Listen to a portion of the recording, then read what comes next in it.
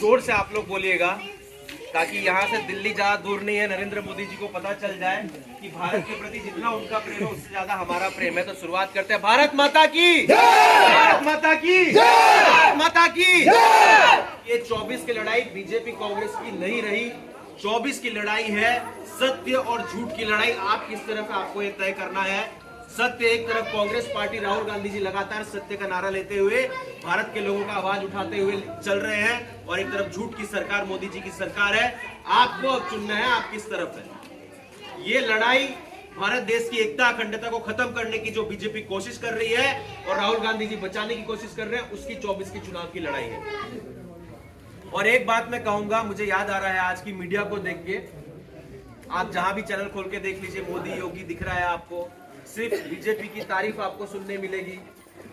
तो चौधरी चरण सिंह जी, आप सब जानते होंगे उनको, किसान के बहुत बड़े नेता थे, आपके पश्चिम से आते थे।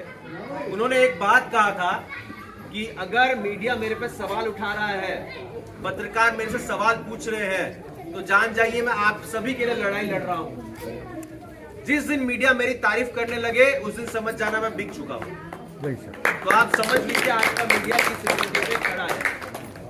हमारे सामने छोटे बच्चे हैं, माता जी है, बुजुर्ग है, युवा है, सभी लोग हैं गांव के।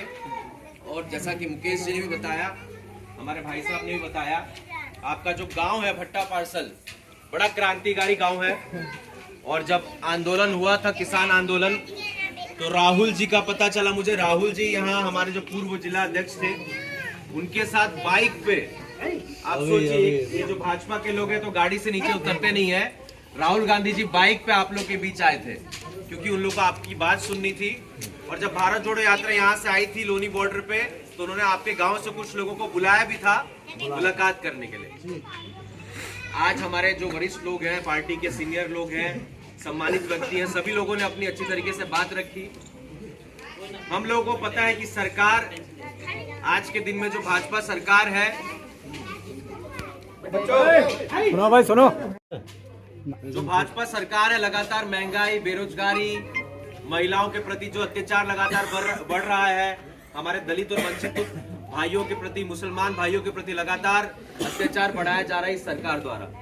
ये सब चीजें हम सबको पता है। तो आप लोगों ने अभी देखा होगा, चुनाव हुआ 5 राज्यों का, 5 राज्यों में से तेलंगाना में हम लोगों ने कांग्रेस की सरकार बनी। 7 तारीख को 4 दिन बाद कांग्रेस ने वहां से मुख्यमंत्री चुन के ले आया, आपके बीच शपथ ले लिया गया। और जो मुख्य काम थे शपथ ग्रहण समारोह में ही, उसके द्वारा मुख्यमंत्री रेवंत रेड्डी द्वारा साइन करके उस पर काम करने का काम हम लोगों ने किया।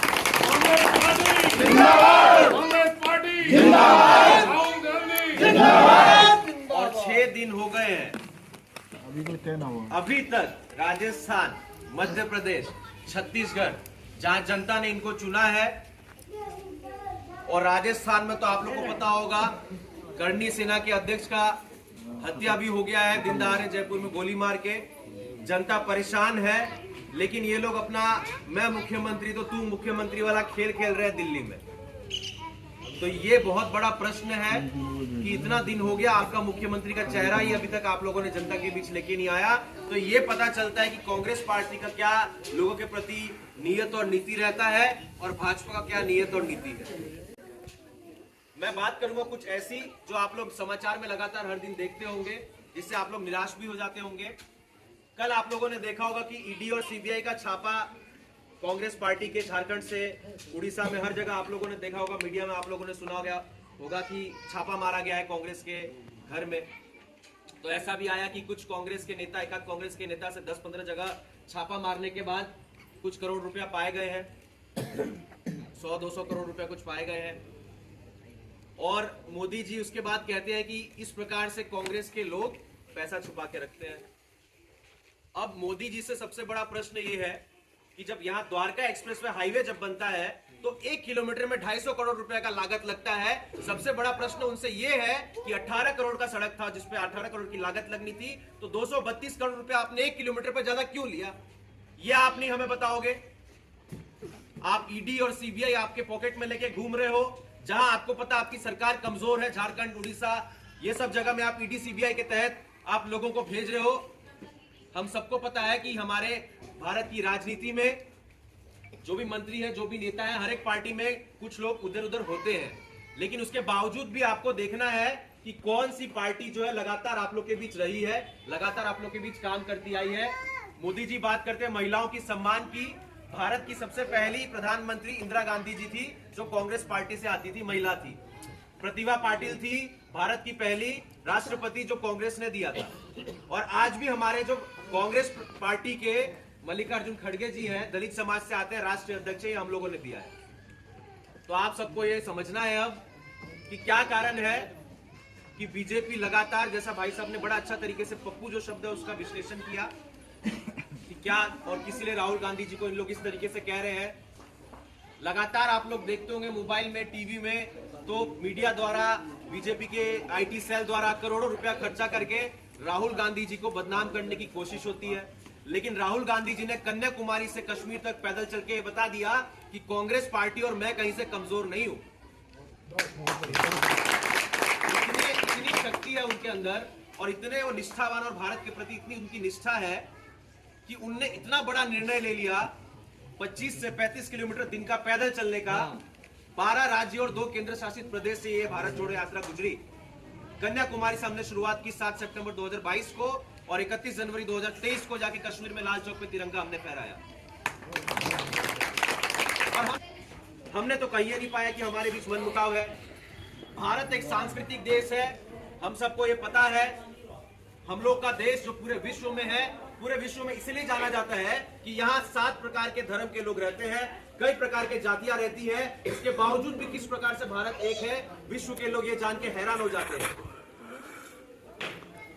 और इस एकता अखंडता को अगर तोड़ने की कोशिश भाजपा सरकार, नरेंद्र मोदी जी, उत्तर प्रदेश के मुख्यमंत्री योगी जी करने का कोशिश कर रहे हैं, तो हम सब का ये एक समय आ गया है कि एक से हाथ बढ़ा के आगे चले। भाजपा की सरकार जिस प्रकार से चल रही है, अगर ऐसे हम लोग चलते तो जो भाजपा वाले हैं वो ये जान ले कि ये लोग खड़ा नहीं हो पाते। इन लोग के तानाशाही तरीके से अगर हम लोग चलते तो ये लोग 2 सीट पे ये लोग थे, उसके आगे ये लोग आ ही नहीं पाते। लेकिन हम लोगों ने, लोकतांत्रिक देश है, हम लोगों ने हमेशा समझा कि भारत में लोकतांत्रिक देश है, लोकतंत्र यहाँ हमेशा कायम रहना चाहिए। इसलिए हमने लगातार हर जात धर्म को आगे बढ़ने का मौका दिया। हिंदू हो, मुसलमान हो, सिख हो, ईसाई हो, सबको एक समान माना। उसके बाद जाके आज हमने ये देश बनाया है। और आप सभी के एक चीज मुझे कहना है, यहाँ पे युवा भी काफी मुझे दिख रहे हैं। 65% युवा है भाइयों इस समय भारत में, और 65% युवा होने के बाद पूरे विश्व में सबसे ज्यादा युवा इस समय भारत में है। ये हमेशा नहीं रहेगा। तो अगर इस समय युवा हमारे यहाँ है तो हम सबका एक कर्तव्य है कि आगे बढ़ के आए, सरकार से लगातार सवाल पूछें कि क्या कारण है भाई, आपने 2 करोड़ रोजगार कहा था, आज के दिन में हमारे युवा रोजगार के लिए भटक रहे हैं। क्या कारण है, आपने कहा था कि सिलेंडर का दाम आप कम करेंगे, पेट्रोल डीजल का दाम कम करेंगे, लगातार आप बढ़ा रहे हैं। क्या कारण है, आपने कहा था महिलाओं का सम्मान हम करेंगे, आपके आते ही उत्तर प्रदेश में सबसे ज्यादा महिलाओं के खिलाफ जो है पुलिस थाने में केस दर्ज किया गया है। कुछ दिन पहले आया एनसीआरबी की रिपोर्ट, जो एक गवर्नमेंट की रिपोर्ट होती है। देश में हर घंटे 3 हत्याएं हो रही हैं, हर दिन 78 हत्याएं हो रही हैं। तो ये सब हमारा सवाल है। हमारा सवाल आप लोगों से रोजगार के लिए ही है, आप लोगों से स्वास्थ्य, शिक्षा और गांव-गांव के विकास के लिए है, क्योंकि यही चीज भारत को आगे लेके जाएगा। कोई जात धर्म की लड़ाई हम जीत नहीं पाएंगे, और जात धर्म की लड़ाई कहीं से भी सही नहीं है। भारत देश बहुत ही पुराना देश है, और हमारे जो यहाँ हिंदू मुसलमान भाई लोग हैं, सिख भाई लोग हैं, ईसाई लोग हैं, आज से नहीं सदियों से चले आ रहे हैं। किसी की ताकत नहीं है कि एक दूसरे को कोई परेशान कर पाए। यहाँ योगी जी जैसे लोग और वहाँ ओबीसी जैसे लोग आपस में हम लोगों को भड़काने का काम करते हैं, लेकिन हम लोगों को भड़कना नहीं है। हम लोग को सिर्फ उनसे अडिग रहना है यही प्रश्न पे कि हमें रोजगार दो। युवाओं को पूछना है, महिलाओं को पूछना है कि महंगाई कम करो, हमारे किचन में जो सामान है वो आ नहीं पा रहा है। जो बुजुर्ग है उनको पूछना है कि स्वास्थ्य और चिकित्सालय की सुविधा जो है वो सही दाम पे हमें दे, ताकि हम अपना इलाज करा पाए। ये सब चीजें महंगा कर रहे हैं। और आप सभी से मुझे एक और चीज अनुरोध करना है। आप सबको पता है कि 24 का चुनाव बहुत ही नजदीक है और हमें निराश नहीं होना है। 3 राज्य का चुनाव के बाद बाबूजी ने, किसी ने बताया था जब हम वहां बैठे थे, कि 10 लाख से ज्यादा वोट हम लोगों को मिला है। हम लोग कहीं से हारे नहीं है। कुछ सीटों से 200, 500, 100 इतने वोट के अंतर से हम लोग कुछ सीटों पे पीछे रह गए हैं। इसलिए जीत नहीं पाए हैं। लेकिन सत्य जो है कमजोर हुआ है, लेकिन सत्य कभी पराजित नहीं हो सकता। और राहुल गांधी जी, कांग्रेस पार्टी जी और हम सब उनके सिपाही लगातार सत्य का संरक्षण, सत्य को पकड़ के आगे बढ़ रहे हैं। और भारत जोड़ो यात्रा के बाद ऐसी कई यात्रा राहुल जी भी लगातार अभी देश में कर रहे हैं। हम लोग भी अपने तरीके से आप लोग के बीच आके बात रखते हैं। हमारा काम है कि भारत का एक एक व्यक्ति जागे और वो वोट दे तो उसके दिमाग में रहे कि भाई मेरे को, मेरे गांव को, मेरे घर को, मेरे युवा को रोजगार कौन देगा, मेरी महिलाओं को सम्मान कौन देगा, बुजुर्गों को स्वास्थ्य और चिकित्सालय की सुविधा कौन देगा, गांव में सड़क और नाली की व्यवस्था कौन करेगा। ये मुख्य मुद्दे होने चाहिए। ये अगर आपके मुद्दे नहीं होंगे, आपके मुद्दे होंगे मंदिर और मस्जिद कौन बनाएगा, तो आपका हमारा कभी विकास नहीं हो सकता। बड़ी सोचने वाली बात है। अभी मैं 75 साल का इन लोगों ने आजादी का अमृत महोत्सव बनाया, कहा कि हर घर में झंडा फहराया जाएगा। लेकिन उसके बाद झंडे का सम्मान किस तरीके से होता है इन लोगों को कुछ नहीं पता। ये लोग खाली अपना कार्यक्रम करना जानते हैं। आज के दिन में देखिए झंडे लटक रहे हैं, फटे हुए हैं, गंदे हो रखे हैं। ये झंडे का कहीं से, भारत का तिरंगा कहीं से सम्मान नहीं है। बीजेपी वाले सिर्फ और सिर्फ अपना प्रचार करना जानते हैं। हम सबको ये समझना है। कुछ दिन पहले मोदी जी ने कहा कि मुझे मोदी जी मत बोलिए, मुझे खाली मोदी नाम से बोलिए। जनता मुझे मोदी नाम से पहचानती है। तो मैं उनको कहना चाहता हूं कि आपको मोदी नहीं, आपको पनौती नाम से हम बोलेंगे और जनता ये नाम बड़ा पसंद करती है। क्योंकि आप जहां जाते हैं पनौती लेके आते हैं। शुरुआत हुई थी इसकी क्रिकेट मैच से, ये जनता ने उनको नाम दे दिया। वर्ल्ड कप में भारत हारा, लेकिन इससे पहले से शुरुआत हो चुकी है 2002 से। जब वो मुख्यमंत्री बने थे तब गुजरात में उन्होंने दंगा से शुरुआत किया था और लगातार इसी प्रकार से चले आ रहा है। प्रत्येक दिन 2017 में, चाहे वो नोटबंदी हो, चाहे उनके आने के बाद कोरोना का कांड हुआ हो, चाहे उनके आने के बाद हमारे भारत देश में जो महिलाओं के प्रति जो अत्याचार है वो लगातार बढ़ रहा है, उनके आने के बाद हमारे यहाँ बेरोजगारी हो, उनके आने के बाद हमारे यहाँ महंगाई हो, ऐसा भारत में कभी नहीं देखा गया है। आज के दिन में सबसे ज्यादा बेरोजगारी 77 साल के आजादी के बाद आज हुई है। सब आपको मुख्य मुद्दे 3 ही 4 हैं और वही आपको सबके मुंह से सुनने मिलेंगे और उन्हीं पे हमें लड़ाई लड़नी है। ये सब लोग इसलिए बोलते हैं स्वास्थ्य, शिक्षा, रोजगार, महिलाओं का सम्मान, गांव का विकास, क्योंकि यही चीज आप लोगों को आगे बढ़ाएगा, यही आपके भविष्य को सुधारेगा। तो मैं वापिस से आपसे यही कहना चाहूंगा, ये संदेश आप लोग समझे, राहुल गांधी जी का संदेश है। आप लोगों से हाथ जोड़ के अनुरोध है कि आज से जहां उठेंगे बैठेंगे एक जिम्मेदारी ले लीजिए, क्योंकि तो आप सभी को एक जिम्मेदारी लेते हुए आज से कम 10 लोगों से प्रत्येक दिन मिलना है और उन 10 लोगों को कहना है कि 24 में स्वास्थ्य, शिक्षा, रोजगार पे हम लड़ाई लड़ेंगे और उसी को वोट देंगे जो इन चीजों की बात करेगा। और वो पार्टी एकमात्र पार्टी कांग्रेस पार्टी है।